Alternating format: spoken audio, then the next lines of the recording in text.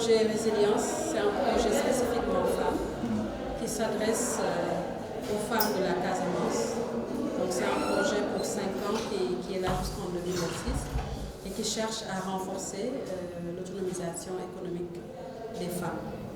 Alors pour ce faire, on est en partenariat avec les coopératives dans chaque région, dans les 4 régions de la Casamance et Sénégal oriental. Et avec ces coopératives, on travaille avec les groupements de femmes à vocation agricole.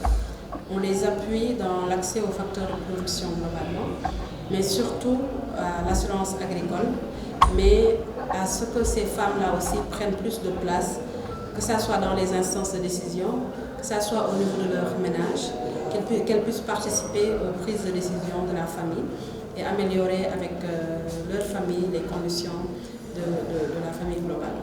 Ces femmes, demain, elles sont appelées à prendre plus d'initiatives, à aller négocier des crédits, à aller parler avec des investisseurs, ou bien à aller parler avec des fournisseurs d'intrants, à aller défendre les intérêts des autres femmes. Donc l'ensemble de ces aspects qu'on attend d'elles demandent un certain niveau de leadership qu'elles doivent avoir pour être à mesure de bien porter cet engagement qu'elles ont pris envers les autres femmes. Ce qui justifie d'ailleurs notre rencontre d'aujourd'hui.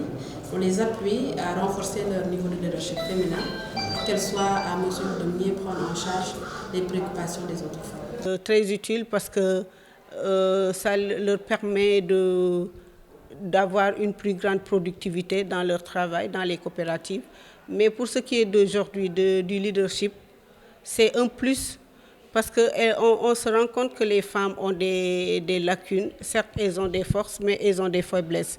Ce sont ces faiblesses-là que le projet vient